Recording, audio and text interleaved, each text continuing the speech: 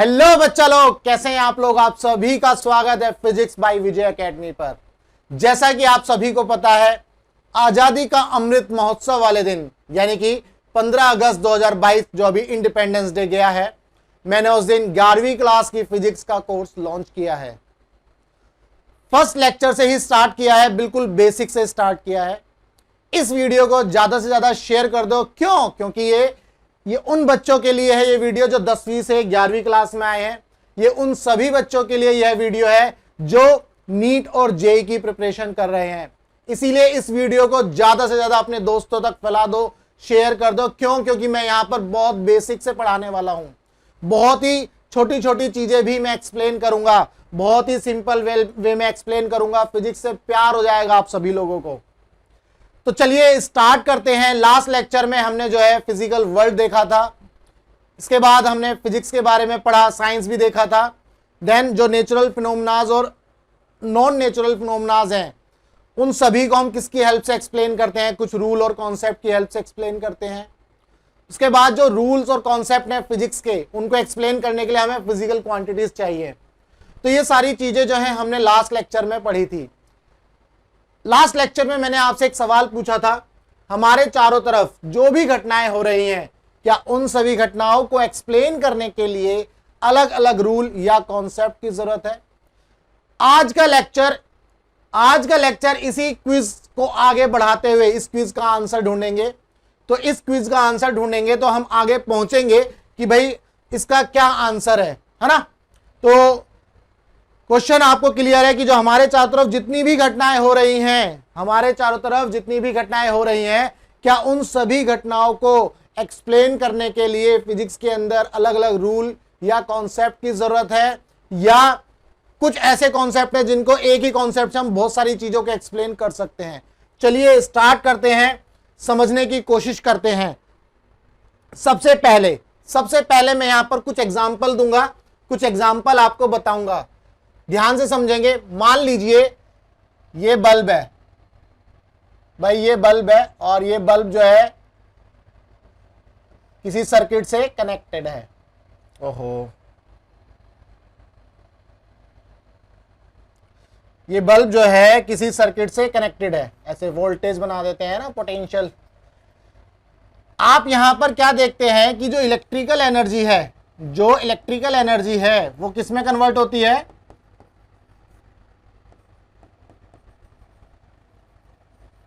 Electrical energy convert होती है heat energy में। इसी तरह से और भी एग्जाम्पल हैं, एक एग्जाम्पल हमने लिया, इलेक्ट्रिकल एनर्जी हीट एनर्जी में कन्वर्ट होती है। मान लो कार है भाई, कार के अंदर क्या होता है? कार के अंदर जो फ्यूल है, जब कार चलती है तो कार के अंदर जो फ्यूल है, फ्यूल जलता है। तो फ्यूल की जो केमिकल एनर्जी है, फ्यूल की केमिकल एनर्जी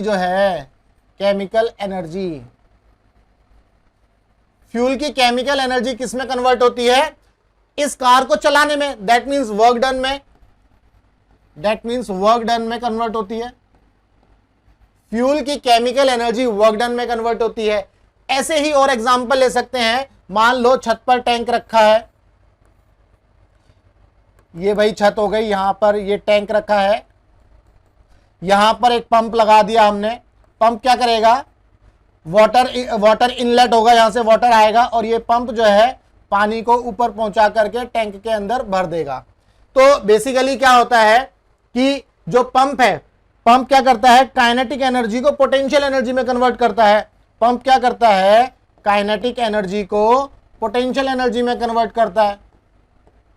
और भी एग्जांपल ले सकते हैं। यहां पर काइनेटिक एनर्जी पोटेंशियल एनर्जी में कन्वर्ट हो रही है, इस केस में केमिकल एनर्जी वर्क डन में कन्वर्ट हो रही है, यहां पर इलेक्ट्रिकल एनर्जी हीट एनर्जी में कन्वर्ट हो रही है। और क्या कर सकते हैं भाई? और जो है हम इस तरह से यूज कर सकते हैं। मान लो पोट है, इसके अंदर पानी है, इसको गर्म कर रहे हैं, मान लो इसको गर्म कर रहे हैं, है ना। तो यहां पर जो केमिकल एनर्जी है, जो भी फ्यूल होगा, केमिकल एनर्जी ऑफ फ्यूल, वो किस में कन्वर्ट हो रही है? इस पानी को गर्म करने में, दैट मीन्स हीट में। तो आप देख रहे हो इन चारों, अगर एग्जाम्पल को हम ध्यान से समझने की कोशिश करें, ये जो चारों एग्जाम्पल हैं, इन चारों एग्जाम्पल में जो घटनाएं हैं, फिनोमिनाज हैं, वो डिफरेंट हैं। फिनोमिनाज क्या है? डिफरेंट है। अगर इन चारों एग्जाम्पल की बात करें तो इन चारों घटनाओं में जो सिचुएशन है, जो समझ, जो कॉन्सेप्ट है, कॉन्सेप्ट सेम है लेकिन घटनाएं अलग अलग है। यहां पर इलेक्ट्रिकल एनर्जी हीट एनर्जी में कन्वर्ट हो रही है, यहां तो ऐसा नहीं हो रहा, इलेक्ट्रिकल एनर्जी हीट एनर्जी में कन्वर्ट नहीं हो रही है, यहां पर केमिकल एनर्जी वर्क डन में कन्वर्ट हो रही है। इस केस में वाटर की काइनेटिक एनर्जी पोटेंशियल एनर्जी में कन्वर्ट हो रही है। इस केस में फ्यूल की केमिकल एनर्जी हीट एनर्जी में कन्वर्ट हो रही है। तो देखो यहां पर घटनाएं अलग अलग हैं, लेकिन घटनाएं अलग अलग होने के बावजूद भी हम यहां पर एक ही कॉन्सेप्ट पढ़ते हैं, कंजर्वेशन ऑफ एनर्जी। क्या पढ़ते हैं हम? Conservation of energy. Conservation of energy.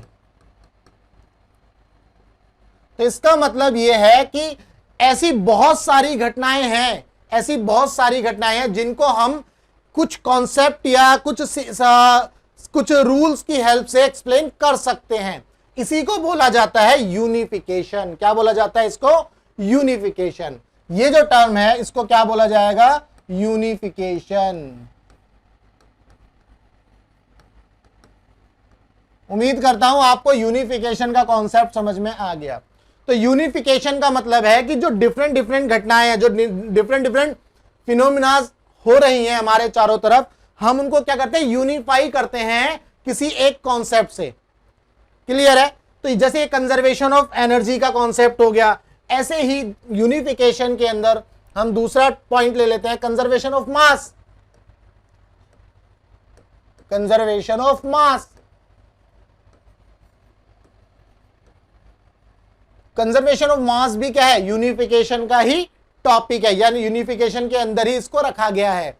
तो कंजर्वेशन ऑफ मास में भी बहुत सारी चीजें हम पढ़ते हैं। जैसे फॉर एग्जांपल, भाई मान लो गोल्ड है ना, ये गोल्ड है आपके पास और यहां पर ये सिल्वर है, बहुत सारा सिल्वर है ना। अब इस गोल्ड का मास मान लो m है और सिल्वर का मास, इसका mg ले लेते हैं और इसका सिल्वर का ms ले लेते हैं। तो आपको इस गोल्ड की जो प्लेट है, मतलब गोल्ड इस सिल्वर के ऊपर चढ़ाना है ना, इस गोल्ड को सिल्वर के ऊपर चढ़ाना है। तो बिफोर इस पूरे सिस्टम का मास क्या है? इनिशियल मास क्या है? mg plus ms। ठीक है भाई, ये इनिशियल केस हो गया। इनिशियल में जो मास है भाई, अगर इस पूरे सिस्टम को मैं देखूं तो दोनों का मास ऐड कर दूंगा। जब ये गोल्ड इसके ऊपर चढ़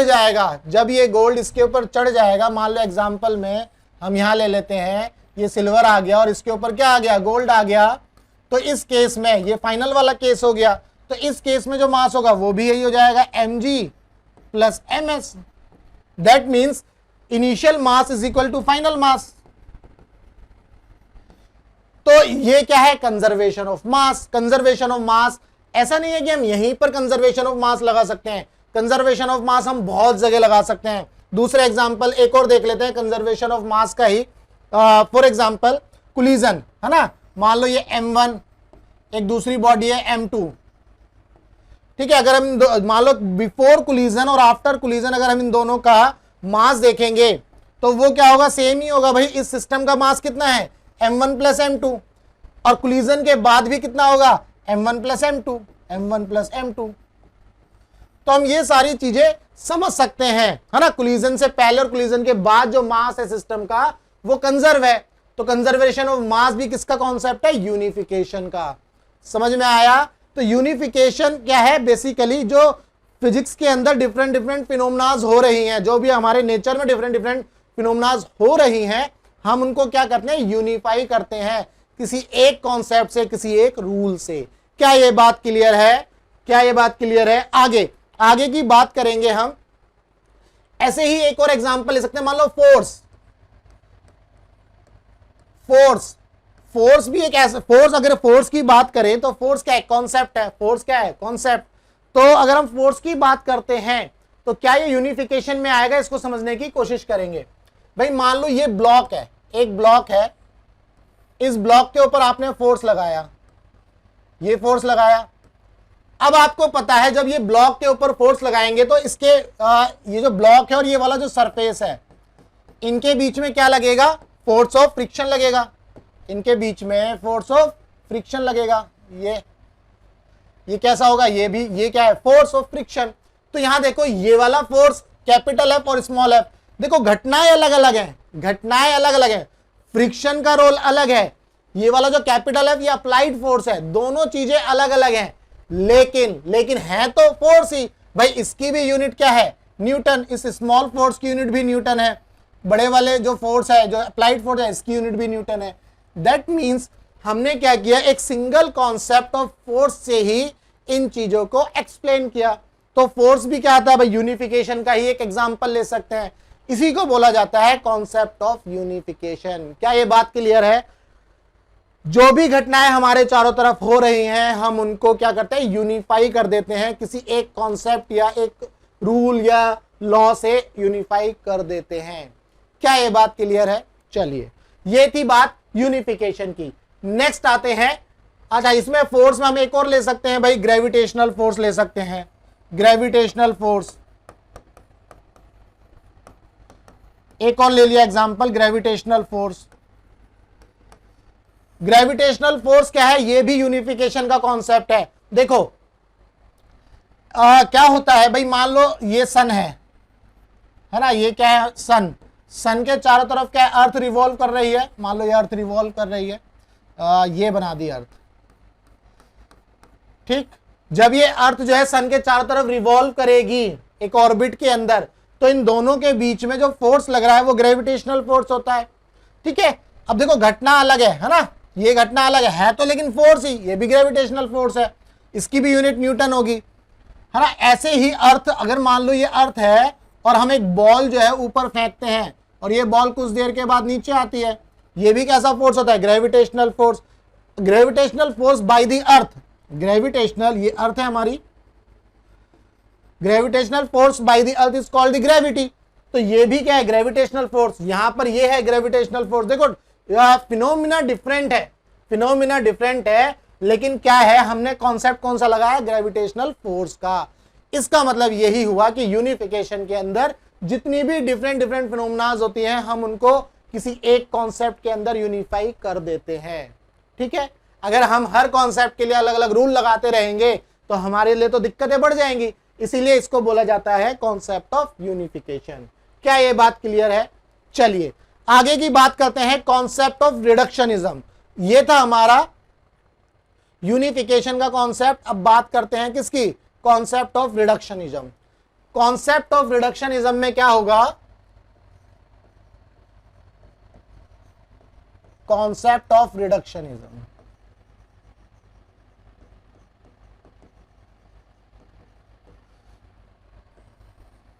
देखो हम क्या कर रहे थे? हम ये कर रहे थे कि भाई कि जितनी भी घटनाएं हो रही हैं हम उनको यूनिफाई कर रहे थे यूनिफिकेशन के अंदर। अब रिडक्शनिज्म में क्या करेंगे? जो कॉम्प्लेक्स सिस्टम है, कोई भी सिस्टम अगर कॉम्प्लेक्स है, अगर कोई भी सिस्टम कॉम्प्लेक्स है, कॉम्प्लेक्स सिस्टम को हम ब्रेक करेंगे किसके अंदर? सिंपलर सिस्टम में। हम इसको क्या करेंगे? ब्रेक करेंगे सिंपल सिस्टम में। सिंपल सिस्टम में किसी भी कॉम्प्लेक्स सिस्टम को ब्रेक करेंगे, हम क्या करेंगे? सिंपल सिस्टम में ब्रेक करेंगे। ऐसा क्यों करेंगे? For easy calculation, for easy calculation, for easy calculation. इसी को बोला जाता है concept of reductionism. That means किसी भी कॉम्प्लेक्स सिस्टम को आप सिंपल सिस्टम में ब्रेक कर दोगे इजी कैलकुलेशन के लिए, इसी को बोला जाएगा रिडक्शनिज्म। क्या ये बात क्लियर है? चलो बहुत बढ़िया, तो मजा आ रहा है आज की क्लास में। देखो बिल्कुल भी फिजिक्स बोरिंग नहीं है, बहुत ही अच्छी है। फिजिक्स को समझना बहुत जरूरी है। सिर्फ और सिर्फ करना क्या है? ध्यान से इस लेक्चर को सुनना है, ठीक है। रटना कुछ नहीं है। देखो अभी तक मैंने कोई भी चीज आपको नहीं रटवाई, और जब तक फिजिक्स पढ़ते रहोगे 11वीं क्लास की मेरे साथ, आपको कभी भी ऐसे नहीं बोलूंगा कि रट लो। बहुत ही रेयर ऐसा होगा, हो सकता है अगर 100 में से 1% में कभी ऐसा बोल रहा हूंगा कि आप इस चीज को रट लेना, नहीं तो मैं आपको बोलूंगा ही नहीं रटने के लिए कभी भी कोई भी चीज। मैं सिखाऊंगा आपको, कोई भी फॉर्मूले को सिखाऊंगा कि कितना, मान लो कितना फास्ट आप उसको जो है ड्राइव कर सकते हो। मैं ये सारी चीजें सिखाने वाला हूं। मैं यहां पर ये नहीं बताऊंगा भाई पूरा डेरिवेशन याद करो ना, मैं आपको वहां पर कुछ ना कुछ ऐसी चीज बताऊंगा कि इस पॉइंट से आप इसको फटाफट ड्राइव कर सकते हो। ठीक है, मान लो आप एग्जाम में बैठे हो और आप फॉर्मूला भूल गए, रट लोगे तो फॉर्मूला हो सकता है भूल जाओगे, तो आप क्या करोगे, फटाफट उसको ड्राइव कैसे करना है विद इन अ सेकेंड, तो आपको मैं वो सारी चीजें सिखाऊंगा। और ऐसे हम जो है जब तक फिजिक्स पढ़ेंगे 11वीं क्लास की, तब तक ये सारी चीजें सीखने वाले हैं। क्लियर है? चलो भाई, मजा आ रहा है? तो ये था कॉन्सेप्ट ऑफ रिडक्शनिज्म में हम क्या करते हैं, किसी भी कॉम्प्लेक्स सिस्टम को ब्रेक करते हैं सिंपल सिस्टम में। एग्जांपल ले लेते हैं भाई, आप 10th क्लास पास करके आए हो, 10th क्लास में आपने इलेक्ट्रिक सर्किट पढ़े थे, है ना, जहां पर ओम्स लॉ पढ़ते थे आप, तो वहां पर कुछ एग्जाम्पल पढ़ते थे। मैं एक एग्जाम्पल बनाता हूं यहां पर। तो क्या करते थे, मान लो एक ये ऐसा सिस्टम ले लिया जिसमें इस तरह से रेजिस्टेंस कनेक्ट है, एक ऐसा सिस्टम लिया जिसमें इस तरह से रेजिस्टेंस कनेक्ट है। ये इन सभी रेजिस्टेंस की जो वैल्यू है, मान लो हम ऐसा ले लेते हैं भाई, ये 2 ओम, ये भी 2 ओम, ये भी 2 ओम, ये भी 2, ये भी 2 ओम, सभी जो रेजिस्टेंस है उनकी जो वैल्यू है कितनी है, 2 ओम। कितनी वैल्यू है भाई, 2 ओम। ये पॉइंट ए हो गया और ये पॉइंट बी हो गया। तो हम इसमें कॉन्सेप्ट ऑफ रिडक्शनिज्म कैसे लगाते हैं उसको समझने की कोशिश करेंगे। तो होता क्या है ना, आप क्या करते हो वो उसको थोड़ा सा ध्यान से समझेंगे। देखो क्या करते हो आप, पहले जो है ये वाला जो पोर्शन है, ये जो पोर्शन है आप इसको सॉल्व करते हो, और इसको सॉल्व करते हो तो इसका आंसर आ जाता है 6 ओम। भाई रेजिस्टेंस को, अगर आप रेजिस्टेंस को क्या करोगे, अगर रेजिस्टेंस को आप सॉल्व करोगे तो ये आंसर आ जाता है 6 ओम, है ना, ये वाला, क्योंकि ये सीरीज में है। इसके बाद अगर आप नीचे वाला सॉल्व करोगे, ये इसका आंसर कितना आ जाता है, 4 ओम। ये आपने 10th में पढ़ा है, series combination, parallel combination of resistance. तो ये सीरीज कॉम्बिनेशन है, 2 2 2 तो हो गया 6, ये कितना हो गया 4। अब ये देखो, ये 6 ओम, ये 4 ओम और ये वाला जो 2 ओम है, ये क्या है, तीनों किस में है, पैरेलल में। तो अगर आप यहां ध्यान से देखोगे, आपने क्या कर दिया, आपने इस कॉम्प्लेक्स सिस्टम को ब्रेक किया, किसमें, एक सिंपल सिस्टम में ब्रेक कर दिया। ये आपका 6 ओम, ये आ गया आपका 2 ओम, ये आ गया आपका 4 ओम। तो आपने क्या किया, एक कॉम्प्लेक्स सिस्टम को एक सिंपल सिस्टम में ब्रेक कर दिया है। इसी को बोला जाता है रिडक्शनिज्म। और यहां पर आप जो है जब इसको सॉल्व करोगे, तो अब ये पैरेलल कॉम्बिनेशन है, पैरेलल कॉम्बिनेशन में 1/r इक्विवेलेंट लिख लो, और ये क्या हो जाएगा 1/6 प्लस 1/2 प्लस 1/4। आप जब इसको सॉल्व करोगे 12, इसका एलसीएम आ जाएगा 2 प्लस 6 प्लस 3, 6 3 9 और 2 11, है ना, ऐसे ही कुछ आ रहा है। 6 2 और 4 का एलसीएम 12 आएगा क्या, 6 2 और 4,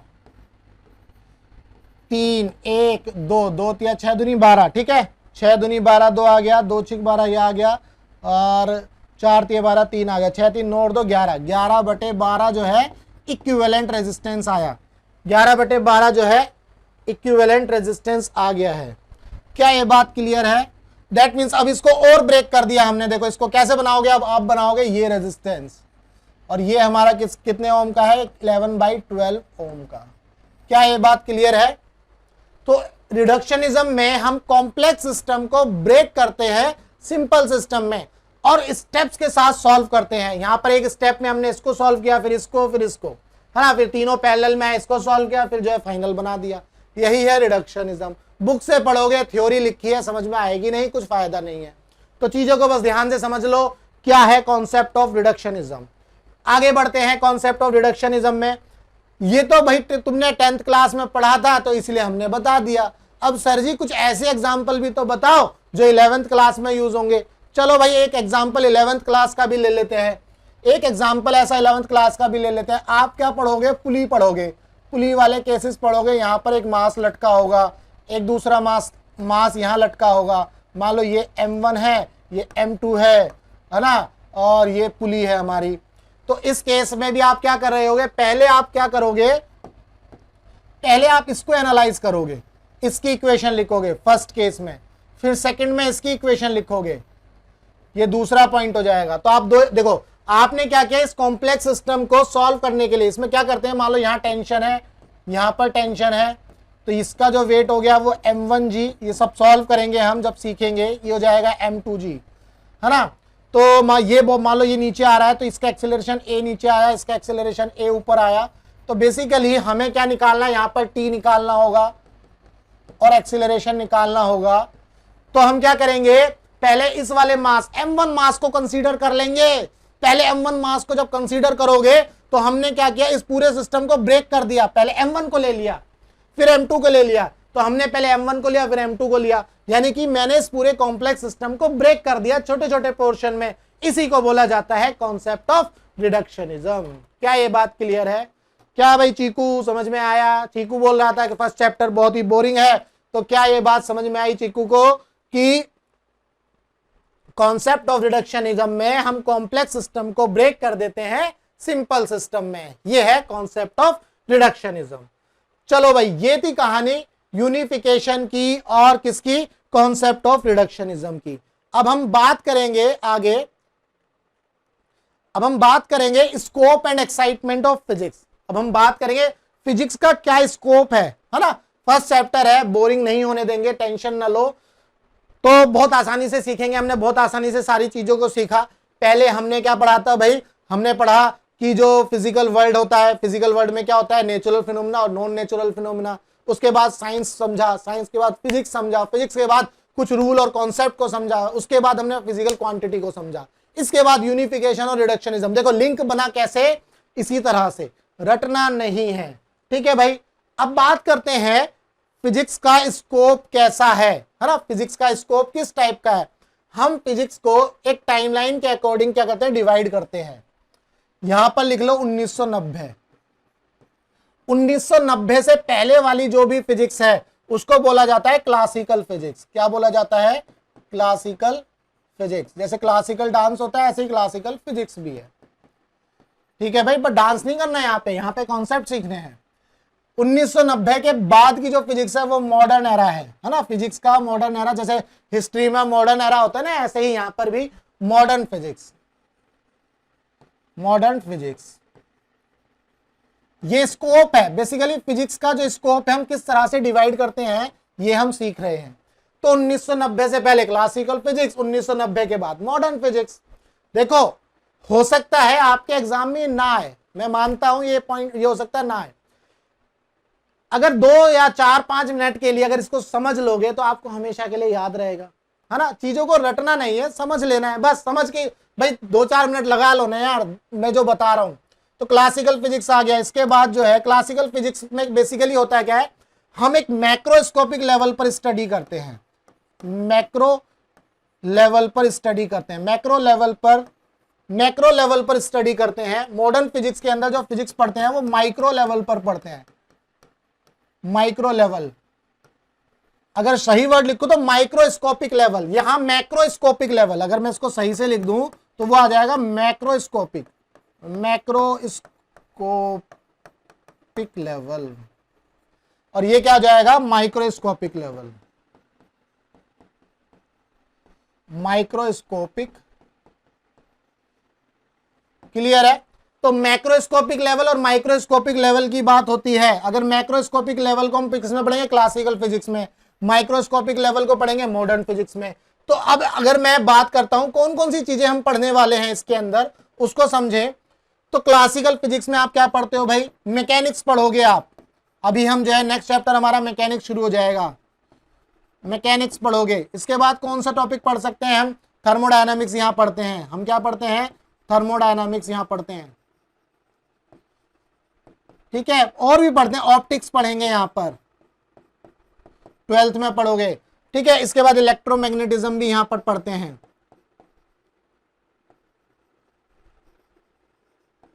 जब हम एक ब्रॉड लेवल पर एक सिस्टम को मैक्रो लेवल पर कंसीडर करेंगे, मैक्रो का मतलब बहुत बड़ा, पूरे सिस्टम को कंसीडर करेंगे, तो हम क्या करेंगे, उसको क्लासिकल फिजिक्स के अंदर पढ़ते हैं।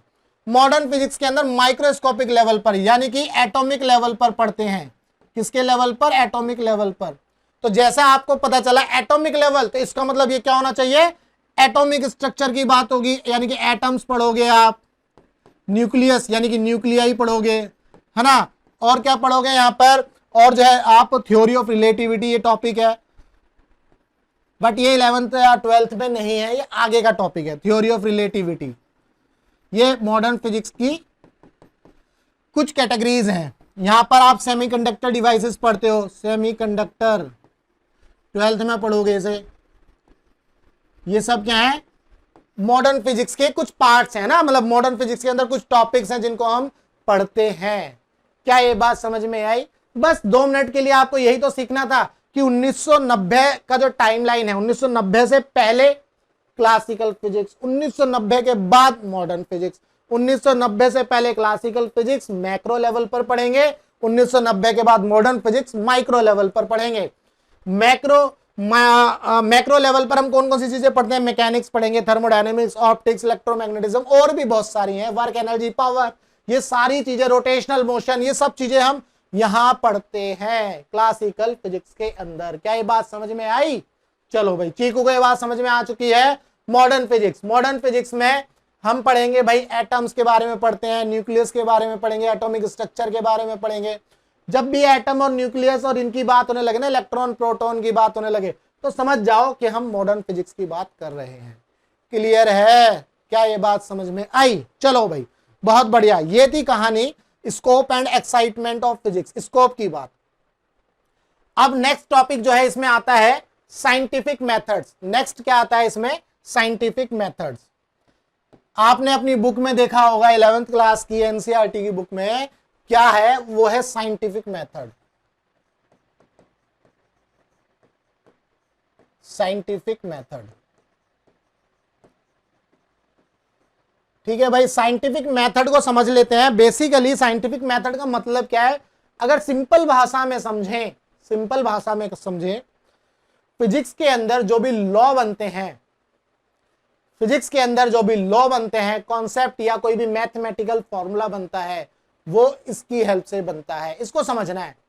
फिजिक्स के अंदर जैसे V = IR एक फॉर्मूला है, एक लॉ भी है, वो कैसे बना? साइंटिफिक मेथड की हेल्प से। Speed = distance upon time, scientific method की हेल्प से बना। Force = mass into acceleration, scientific method की हेल्प से बना।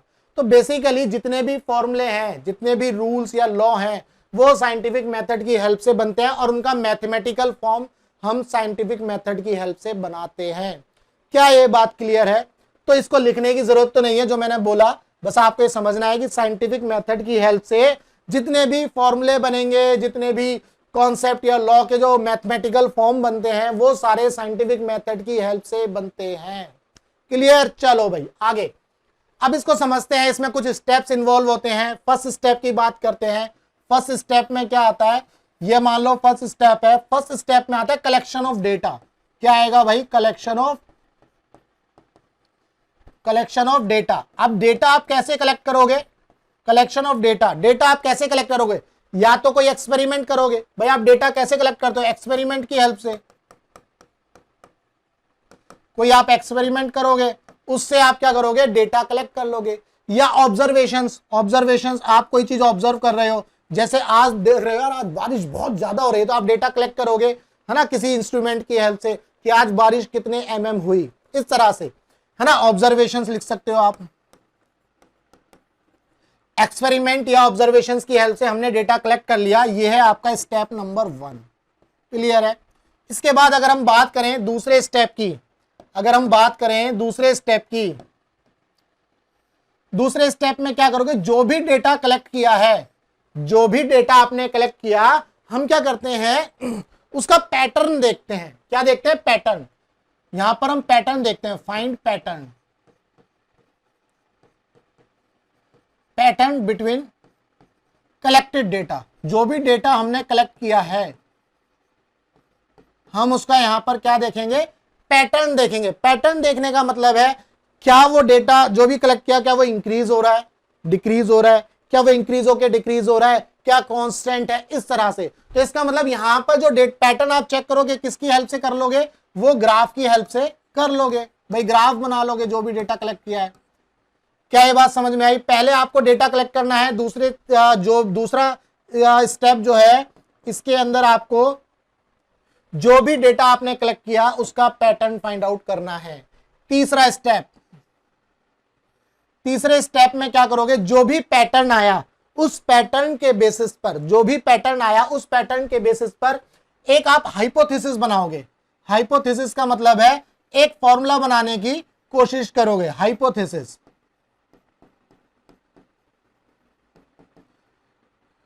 हाइपोथेसिस बनाने की कोशिश करोगे, यानी कि एक फॉर्मूला बनाने की कोशिश करोगे। समवट फॉर्मूला भी बोल सकते हैं, या ऐसा बोल देते हैं रिलेशन, एक रिलेशन बनाने की कोशिश करोगे। हाइपोथेसिस का मतलब एक रिलेशन, ऐसे लिख देते हैं रिलेशन। रिलेशन का मतलब है जैसे कोई चीज किसके ऊपर डिपेंड कर रही है ना, डायरेक्टली प्रोपोर्शनल, इनडायरेक्टली प्रोपोर्शनल वाली रिलेशन, तो ये हाइपोथेसिस के अंदर आ जाती है। चौथा स्टेप आ जाता है आपका, भाई ये आपका थर्ड स्टेप हो गया, और यहां से चौथा स्टेप आता है आपका। चौथे स्टेप में आप क्या करोगे, जो भी हाइपोथेसिस बनी हम उसको चेक करेंगे। हम उसको क्या करेंगे, चेक करेंगे अलग अलग कंडीशन में, यानी कि इसको चेक करेंगे डिफरेंट कंडीशंस में, ठीक है। अगर ये कंडीशंस ट्रू होती हैं, अगर ये कंडीशन ट्रू होती है सभी कंडीशन में, मतलब ये जो हाइपोथेसिस बनाई बेसिकली इसको चेक करना है, जो रिलेशन आया इसको चेक करना है, जो भी रिलेशन आया उसको हर कंडीशन में चेक करना। अभी एक एग्जांपल लूंगा, ध्यान से समझ में आएगा, है ना, अच्छे से समझ में आएगा, परेशान होने की जरूरत नहीं है। जो भी रिलेशन आया उसको हम क्या करेंगे, चेक करेंगे डिफरेंट कंडीशंस में। अगर हर कंडीशन में वो रिलेशन ट्रू है तो एक ये क्या बना देगा, ये मैथमेटिकल फॉर्मूला बन जाएगा। ये क्या बन जाएगा भाई, मैथमेटिकल फॉर्मूला बन जाएगा। क्या ये बात क्लियर है? अगर ये ट्रू नहीं होता तो ये वापस फर्स्ट स्टेप में चला जाएगा, इफ नॉट ट्रू, यानी कि हम दोबारा से फिर डेटा कलेक्ट करेंगे, फिर इसको समझने की कोशिश करेंगे। क्या यहां तक की बात क्लियर है? This is the scientific method. पहले आप डेटा कलेक्ट करोगे, उसके बाद जो डेटा कलेक्ट हुआ है उसके अंदर पैटर्न फाइंड आउट करोगे, फिर हाइपोथेसिस लिखोगे, हाइपोथेसिस को फिर हर कंडीशन में चेक करोगे। इसके बाद जो है अगर वो हर कंडीशन में ट्रू है, सही है, तो मैथमेटिकल रिलेशन बन जाएगा। अगर नहीं है तो दोबारा से फर्स्ट स्टेप में पहुंचोगे और इसको सॉल्व करोगे। ये आपका स्टेप नंबर 4 है, ये स्टेप नंबर 5 है, और ये तो वापस शुरू हो गया। क्लियर है? अब हम समझने की कोशिश करते हैं, इसको कैसे समझेंगे इसको देख लेते हैं, है ना। अब हम इसको यहां पर अच्छे से समझने की कोशिश करेंगे। देखो भाई, यहां समझने की कोशिश करेंगे, नहीं नेक्स्ट पेज पर चलते हैं। आपने ओम्स लॉ पढ़ा है, ये इस तरह से, है ना, ये V हो गया, ये I, यहां से करंट जा रही है I, और ये रेजिस्टेंस हो गया R, ठीक है। तो आप क्या करोगे, सबसे पहले फर्स्ट स्टेप की बात करें तो हम क्या करेंगे, जैसे जैसे इस रेजिस्टेंस से करंट बढ़ती चली जाएगी तो इसके अक्रॉस जो पोटेंशियल है, इसके अक्रॉस जो पोटेंशियल ड्रॉप है वो बढ़ता चला जाएगा। यही तो है भाई, जैसे जैसे रेजिस्टेंस के अक्रॉस करंट बढ़ेगी, ये वाला जो पोटेंशियल है V, जो इसके अक्रॉस ड्रॉप होगा वो बढ़ता चला जाएगा। यही तो ओम्स लॉ है। तो इसका मतलब ये हुआ, हम क्या करेंगे, हम पहले डेटा कलेक्ट करेंगे इस एक्सपेरिमेंट में। हम क्या करेंगे, डेटा कलेक्ट करेंगे पहले इस एक्सपेरिमेंट से। ये सीरियल नंबर हो गया 1 1 2 3 4, मान लो 4 डेटा कलेक्ट किए हमने। 4 डेटा कलेक्ट करेंगे तो हम पहले क्या करेंगे भाई, मान लो यहां पर लिखा हमने करंट, यहां लिखा V। तो जैसे जैसे मैं इसकी करंट बढ़ाऊंगा, मान लो मैंने करंट करी 2, वोल्टेज आ गया 2 वोल्ट, करंट बढ़ाई 2 एम्पियर, वोल्टेज 4,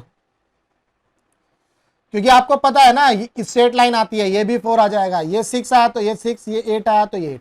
फॉर एग्जाम्पल हमने ऐसा माना, हमने ये सिस्टम लिया और हमने जो है इसका एक्सपेरिमेंट किया, है ना। क्या कर रहे हैं एक्सपेरिमेंट, हमने करंट की वैल्यू बढ़ाई, पोटेंशियल बढ़ता चला गया, करंट की वैल्यू बढ़ाई, पोटेंशियल बढ़ता चला गया। तो आप देख रहे हो ये क्या हुआ, डेटा कलेक्शन। ये क्या है, डेटा कलेक्शन। ये है डेटा कलेक्शन, जो फर्स्ट स्टेप था। फर्स्ट स्टेप में क्या था, डेटा कलेक्शन। हम डेटा कलेक्ट करेंगे एक्सपेरिमेंट की हेल्प से या ऑब्जर्वेशन की हेल्प से। क्या यहां तक की बात क्लियर है? इसके बाद स्टेप 2 में आ जाते हैं। स्टेप 2 यहां लिख लेते हैं। स्टेप 2 क्या था? स्टेप 2 ये था कि भाई हम पैटर्न फाइंड आउट करेंगे, ग्राफ बना देंगे। भाई अगर आप ग्राफ बनाओगे इसका, मान लो आई है, ये वी है, तो आप देखोगे ये स्ट्रेट लाइन आएगा, है ना। मान लो ये 2 है तो ये भी 2 आपको मिलेगा, ठीक है भाई। ये 4 है तो ये भी आपको 4 मिला, और ये 6 है तो ये भी आपको 6 मिला, है ना। ये एम्पियर है, करंट ध्यान रखना एम्पियर। अब ये सारी चीजें तो पता रहेंगी आपको, वोल्टेज या पोटेंशियल वी में आ गया, ठीक है भाई। ये वोल्ट आ गया और ये आ गया आपका करंट एम्पियर में, ठीक। अब आपने स्टेप नंबर 3 पर जाना है। स्टेप नंबर 3 क्या कहता है? स्टेप नंबर 3 कहता है हम एक हाइपोथेसिस बनाएंगे, यानी कि एक रिलेशन लिखेंगे। हम इसके बीच में रिलेशन लिखेंगे। देखो क्या रिलेशन आ रहा है, अगर मैं ध्यान से देखूं, current is directly proportional to voltage, है ना। फिर आप इसको रिवर्स कर देते हो और करके, वैसे तो ये तरीका नहीं है, जब आप 12th में पढ़ोगे तो ओम्स लॉ बहुत अच्छे से बताऊंगा। V is directly proportional to E, ऐसा बुक में लिखा है इसलिए मैंने ऐसा कर दिया है, लेकिन हम इसको यहीं से सॉल्व करते हैं और V is equal to IR बनाते हैं, बट मैं वो यहाँ नहीं करने वाला। 10th में आपने ऐसे ही पढ़ा इसलिए वैसे ही बता रहा हूँ।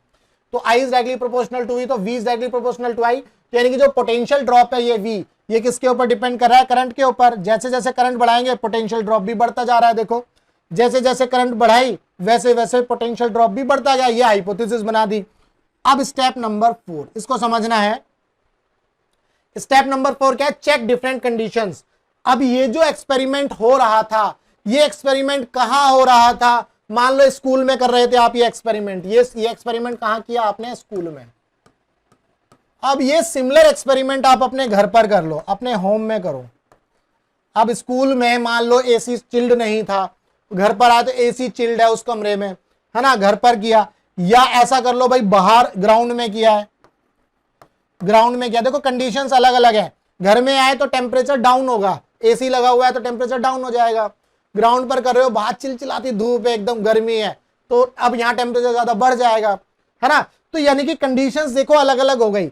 अगर ये कंडीशंस अलग अलग हुई, जैसे ये कंडीशंस अलग अलग हुई, अगर ये रिलेशन हर समय सेम रहता है, ये रिलेशन हर समय सेम रहता है, तो ये ट्रू हो जाएगा। ये क्या हो जाएगा? ट्रू हो जाएगा, ठीक है।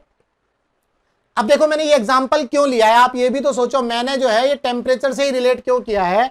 क्योंकि आपको पता है रेजिस्टेंस टेम्परेचर के ऊपर डिपेंड करता है। शायद आपने 10th क्लास में पढ़ा होगा कि रेजिस्टेंस जो है टेम्परेचर के ऊपर डिपेंड करता है। इसीलिए मान लो मैं घर में कर रहा हूं, बिल्कुल चिल्ड है कमरा, तो टेम्परेचर डाउन है, तो हो सकता है रेजिस्टेंस के ऊपर कुछ इफेक्ट आ जाए।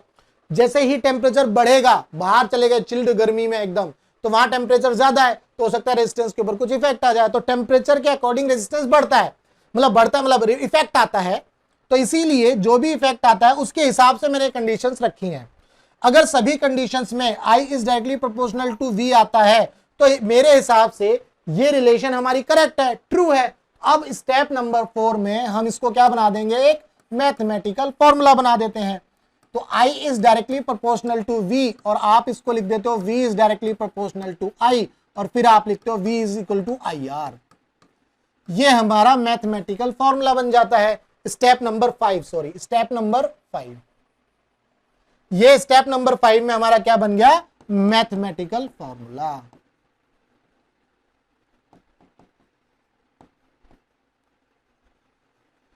उम्मीद करता हूं आपको साइंटिफिक मेथड ये पूरा समझ में आया होगा। बेसिकली यही है पूरा का पूरा साइंटिफिक मेथड।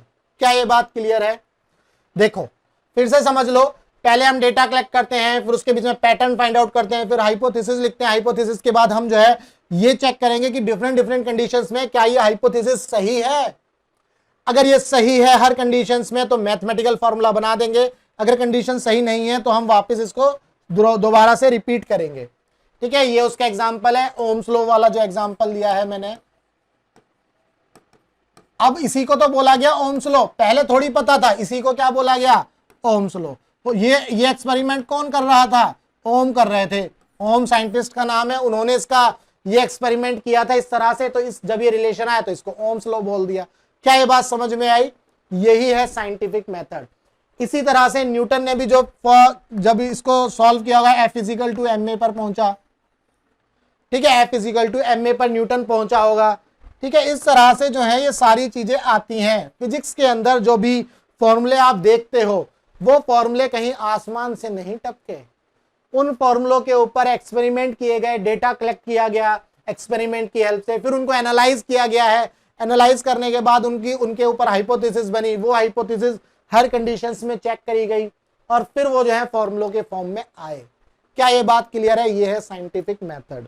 टॉपिक आपकी बुक में था इसीलिए मैंने साइंटिफिक मेथड बताया है। उम्मीद करता हूं चीकू को बहुत अच्छे से समझ में आया होगा। क्या यहां तक की बातें क्लियर है? ये था साइंटिफिक मेथड। अब जो नेक्स्ट टॉपिक है वो है फिजिक्स, टेक्नोलॉजी एंड सोसाइटी, है ना। फिजिक्स, टेक्नोलॉजी एंड सोसाइटी, हम इसको भी फटाफट कर लेते हैं। फिजिक्स, टेक्नोलॉजी एंड सोसाइटी को भी आराम से समझेंगे। फिजिक्स, टेक्नोलॉजी एंड सोसाइटी को बहुत ही सिंपल है, ज्यादा घबराने की जरूरत नहीं है। अगर मान लो मैं यहां पर रखता हूं फिजिक्स के अंदर टेक्नोलॉजी बना लेते हैं। यहां पे एरो से ध्यान रखना भाई। मान लो टेक्नोलॉजी है mechanical engineering, ME, electrical engineering, ठीक है भाई, सिविल इंजीनियरिंग, ठीक है, इलेक्ट्रॉनिक्स इंजीनियरिंग, और आजकल कंप्यूटर भी चल रहा है तो इंफॉर्मेशन टेक्नोलॉजी या है ना आईटी लिख लेते हैं, या सीएस कंप्यूटर साइंस ले लेते हैं, ठीक है। इस टाइप की ये क्या है? Technology, mechanical engineering, electrical engineering, civil engineering, electronics engineering, information technology या कंप्यूटर साइंस, ये जो है मेन ब्रांचेस है, मेन टेक्नोलॉजी है इंजीनियरिंग के अंदर। अब अगर आप ध्यान से देखो, मान लो मैं एक कॉन्सेप्ट लेता हूं, ये सारी क्या है? टेक्नोलॉजी। ध्यान रखना, मैं इनको ऐसे डब्बे में डाल देता हूं और ये सारी की सारी क्या है? टेक्नोलॉजी, ठीक है। मैं यहां लिख देता हूं टेक्नोलॉजी।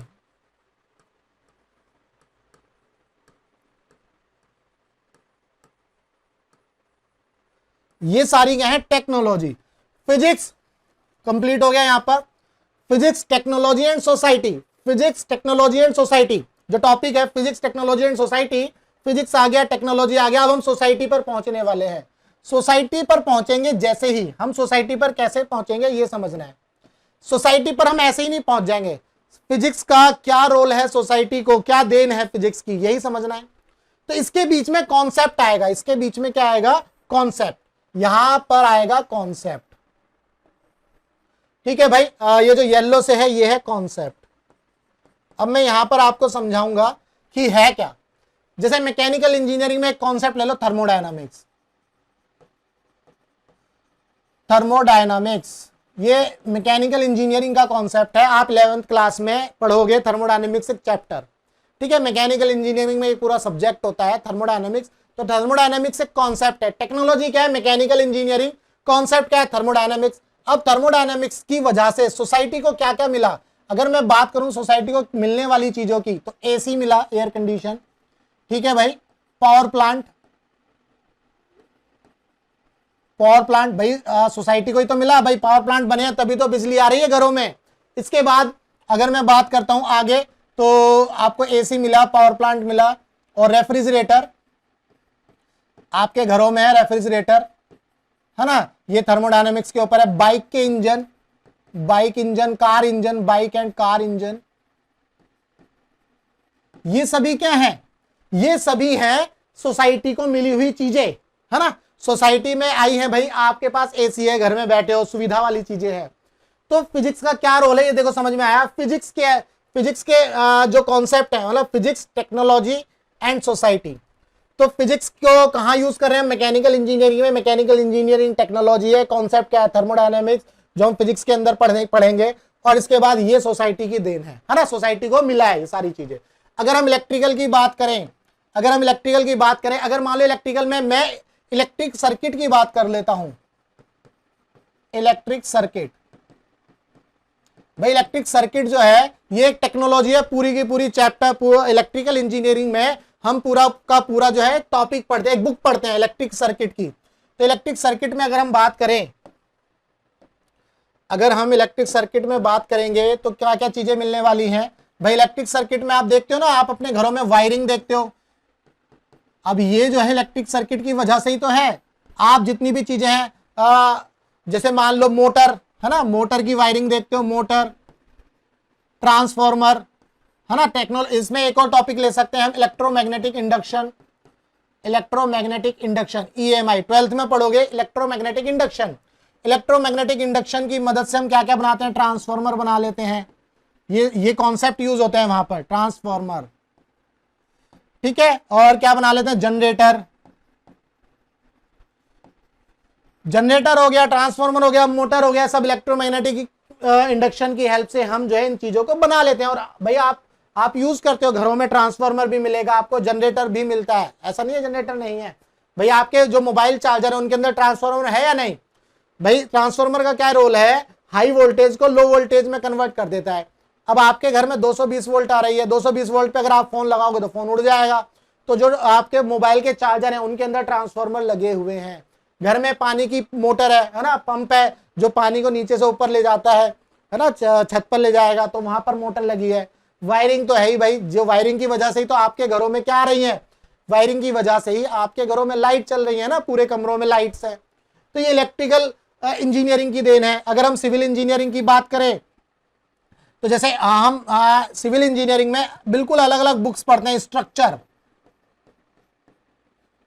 स्ट्रक्चर्स की बुक पढ़ते हैं, स्ट्रक्चर की एनालिसिस करते हैं। स्ट्रक्चर की हेल्प से हम क्या देखते हैं भाई, ब्रिजेस है ना, जितने भी ब्रिज बने हैं, जैसे सिग्नेचर ब्रिज हो गया, ब्रिज बिल्डिंग हो गई है ना, ये सारी चीजें जो है सिविल इंजीनियरिंग की देन है। रोड हो गए, हम यहां पर लिख लेते हैं, रोड भी हो गए। आपको जो रोड मिलती है, national highway, NH national highway, ठीक है। जैसे दिल्ली में सिग्नेचर ब्रिज है, सिविल इंजीनियरिंग की देन है। क्या ये बात समझ में आई। तो सिविल इंजीनियरिंग का क्या रोल है, जितनी भी स्ट्रक्चर्स हैं, बिल्डिंग्स हैं, इमारतें हैं, वो सिविल इंजीनियरिंग की देन है। ऐसा नहीं है कि मतलब इन सभी की जरूरत नहीं पड़ती, सबकी जरूरत पड़ती है, सबका कॉम्बिनेशन चाहिए। लेकिन हम अगर स्पेसिफिक बात करें तो सिविल इंजीनियरिंग जो है जैसे ब्रिज और रोड बनाने में मदद करता है, बिल्डिंग बनाने में मदद करता है। अब इलेक्ट्रिकल या इलेक्ट्रॉनिक्स इंजीनियरिंग है ना, electronics engineering, electrical engineering, electronics and communication, अच्छा electronics and communication engineering, ECE ये नाम है, इलेक्ट्रॉनिक्स एंड कम्युनिकेशन इंजीनियरिंग। इसके अंदर मान लो आप जो है कम्युनिकेशन ले लो या सेमीकंडक्टर डिवाइसेस ले लो, भाई सेमीकंडक्टर डिवाइसेस ले लो जो आप 12th में पढ़ोगे, सेमीकंडक्टर डिवाइसेस। तो सेमीकंडक्टर डिवाइसेस से आपको क्या क्या मिला है, अगर आप ध्यान से देखो, सेमीकंडक्टर डिवाइसेस से आपको क्या क्या मिला, मोबाइल फोन, आजकल चाइनीज टीवी भी आ रहे हैं तो टीवी भी लिख लो, है ना, ये सभी क्या है, सेमीकंडक्टर डिवाइसेस है। माइक्रो प्रोसेसर, कंप्यूटर, ठीक है, ये सभी क्या है डिवाइसेस। ये हम किसकी हेल्प से पढ़ते हैं, इलेक्ट्रॉनिक्स एंड कम्युनिकेशन इंजीनियरिंग एक ब्रांच है, एक टेक्नोलॉजी है। उस टेक्नोलॉजी के अंदर कंडक्टर डिवाइसेस आती हैं, उसका कॉन्सेप्ट यूज होता है और उसकी मदद से हम सोसाइटी को क्या मिला, मोबाइल फोन, टीवी, कंप्यूटर, और भी दुनिया भर के एग्जाम्पल है। चीकू को समझ में आ रही है फिजिक्स। इसके बाद सबसे इंपॉर्टेंट जो है IT। अब IT या कंप्यूटर साइंस तो आप ये समझ लो इस समय बहुत ही बूम पर है। बूम पर बोले तो अगर मैं बात करूं लैंग्वेजेस, मान लो आप कोई लैंग्वेज आती है आपको, C लैंग्वेज, पाइथन है ना, कोई लैंग्वेज है, लैंग्वेज कौन सी, जैसे C++ है ना, पाइथन, ये सब लैंग्वेज है ना, पाइथन हो गई, C++। आप देखो इन लैंग्वेजेस की हेल्प से बहुत सारी एप्स बनी हुई हैं, है ना, एप्लीकेशंस बनते हैं, एप्लीकेशन सॉफ्टवेयर बनते हैं। तो टेक्नोलॉजी कौन सी है, IT और CS है ना, मतलब IT और CS टेक्नोलॉजी है। कॉन्सेप्ट क्या यूज हो रहे हैं भाई, लैंग्वेजेस यूज हो रही हैं, लैंग्वेजेस यूज हो रही हैं और लैंग्वेजेस की हेल्प से हम क्या बना रहे हैं, ऐप, जैसे स्विगी, खाना ऑर्डर किया तुरंत आ जाता है यार, जोमेटो पे ऑर्डर किया, ओला, ये सारी क्या ऐप ही तो ऐप बेस्ड है ना। तो ये ऐप बेस्ड कहां से आई, ये ऐप कहां से आई, ये ऐप आई है, मतलब देखो फिजिक्स का कितना बड़ा रोल है ना। तो फिजिक्स के अंदर आता है ये IT और CS, फिजिक्स का ही पोर्शन है, ध्यान रख। ऐसा नहीं है कि मतलब बिल्कुल अछूता है ये फिजिक्स है, फिजिक्स है इसके अंदर, फिजिक्स IT CS। यहाँ पर IT CS जो है टेक्नोलॉजी है, टेक्नोलॉजी के अंदर जो है तुम्हारे कॉन्सेप्ट आ गए, लैंग्वेजेस लिख ली, C++, पाइथन, और इसकी हेल्प से ऐप बनती हैं, जैसे स्विगी, जोमेटो हो गई है ना, और कौन सी हो सकती है भाई, जोमेटो हो गई, ओला हो गई, ओला, उबर, ठीक है, ये सभी क्या है, एप्स हैं। ये एप्स कैसे बनी है, लैंग्वेजेस की हेल्प से। तो जो लैंग्वेज कोडिंग आजकल चल रहा है, कोडिंग सीखते हो, तो ये basically physics technology and society का ही एक स्ट्रक्चर जो है मैंने आपको बना करके दिया है। फिजिक्स का क्या रोल है, सोसाइटी के अंदर क्या क्या चीजें मिली हैं, उन सभी को ये वाला जो डायग्राम है एक्सप्लेन करता है। ध्यान से समझना है चीजों को। ये जो है टेक्नोलॉजी है, ये चीज याद रखनी है। मैं एक बार फिर से जो है इसको सर्कल का गोल मार्क कर देता हूं। ये है आपकी टेक्नोलॉजी, है ना, और ये है कॉन्सेप्ट। ध्यान से समझना है भाई इसको। ये है आपका कॉन्सेप्ट, कौन कौन से कॉन्सेप्ट है, और यहां पर जितनी भी चीजें हैं वो आप अपने डेली यूज में चीजों को देखते हो, घरों में देखते हो। एसी हो, चाहे फ्रिज हो, चाहे टीवी हो, कुछ भी हो, वो सारी चीजें आप यहां पर डेली लाइफ में देखते हो। तो ये था भाई फिजिक्स टेक्नोलॉजी एंड सोसाइटी का टॉपिक, जो मैंने आपको एक अच्छे वे में समझाने की कोशिश करी। तो इस चैप्टर में यानी कि आज के लेक्चर में हमने जो है फिर से फिजिकल वर्ल्ड के ही टॉपिक को, चीजों को आगे बढ़ाने की कोशिश करी। उम्मीद करता हूं आपको ये सारी चीजें बोरिंग नहीं लगी होगी, क्योंकि चीकू को भी नहीं लगी। चीकू तो बिल्कुल डफर है यार, चीकू को नहीं लगी तो आप तो इतना अच्छा पढ़ते हो, तो आपको कैसे बोरिंग लगी होंगी, है ना। तो ये सारी चीजें आपको समझनी है। देखो फर्स्ट चैप्टर बहुत सारे लोग पढ़ाते नहीं है, मैं पढ़ा रहा हूं। कुछ कारणों की वजह से पढ़ा रहा हूं, क्योंकि ताकि आपको एक ब्रीफ आइडिया रहे कि हमें कौन कौन सी चीजें आगे पढ़नी है। हमें अब तो आप देखो यहां पर इन सभी चीजों को देखने के बाद आप आइडिया लगा सकते हो कि फिजिक्स का इस्तेमाल कहां कहां होता है। अगर आप बोलो कि नहीं मुझे तो भाई कंप्यूटर इंजीनियर बनना है, आपको आती नहीं है फिजिक्स, तो आप कैसे पढ़ोगे। आप सोचो यार मुझे तो एक ऐसा इंजीनियर बनना है जो पुल बनाएगा, तो आपको जब फिजिक्स ही नहीं आती तो आप पुल कहां से बनाओगे। समझ रहे हो ना मेरी बात, ठीक है। बस ज्यादा मत बुलवाओ यार, चीजों को यहां से समझो। तो ये सारी चीजें बहुत इंपॉर्टेंट है, इसलिए फिजिक्स का देखो आप ब्रॉड वे में, ब्रॉड कितना दायरा फिजिक्स का बहुत बड़ा है, ठीक है। तो अगर हम आधे घंटे के इस लेक्चर में अगर हम ये सारी चीजें पढ़ लेंगे तो कोई आफत नहीं आ जाएगी यार। ऐसा नहीं है कि कोई रेल छूट रही है, ठीक है, कोई हमारी गाड़ी छूट रही है जो है हम तो इसको छोड़ देंगे यार, पढ़ेंगे भी।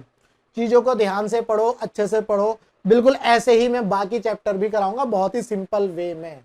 क्लियर है। तो उम्मीद करता हूं आज का लेक्चर जो है आपको समझ में आया होगा।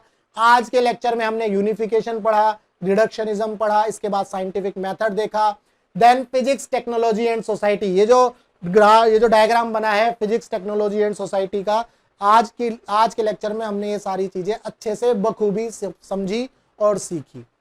तो उम्मीद करता हूं सारी चीजें आपको समझ में आई होंगी। तो इसीलिए मैं एक बार रिक्वेस्ट करूंगा आप सभी लोगों से कि ये जो वीडियो है, मैं एक बार फिर से बताना चाहूंगा कि 11वीं क्लास में जो बच्चे हैं, यानी कि जो 10th से अभी 11वीं में आए हैं, है ना, उन बच्चों के लिए ये बहुत इंपॉर्टेंट है। और जो बच्चे नीट और जेईई की तैयारी भी कर रहे हैं उनके लिए भी ये लेक्चर सीरीज बहुत ही इंपॉर्टेंट होगी, क्योंकि मैं फिजिक्स बहुत ही बेसिक से पढ़ाता हूं।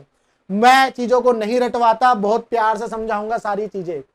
चलिए ठीक है, अब आप जो है इसको वीडियो को लाइक करना, ज्यादा से ज्यादा शेयर कर दो आप अपने दोस्तों के साथ, अपने ग्रुप्स में, ताकि जो है उन तक ये इंफॉर्मेशन पहुंच जाए कि उनको एक अच्छी फिजिक्स, क्वालिटी वाली फिजिक्स मिलने वाली है। ठीक है, रटने वाली नहीं, कोई फॉर्मूला रटना नहीं है, चीजों को समझने वाली फिजिक्स मिलने वाली है। चलिए ठीक है, अब आप जो है वीडियो को लाइक करते रहिए और शेयर करते रहिए ज्यादा से ज्यादा। चलिए मिलते हैं हम अपने नेक्स्ट लेक्चर में, तब तक के लिए जय हिंद।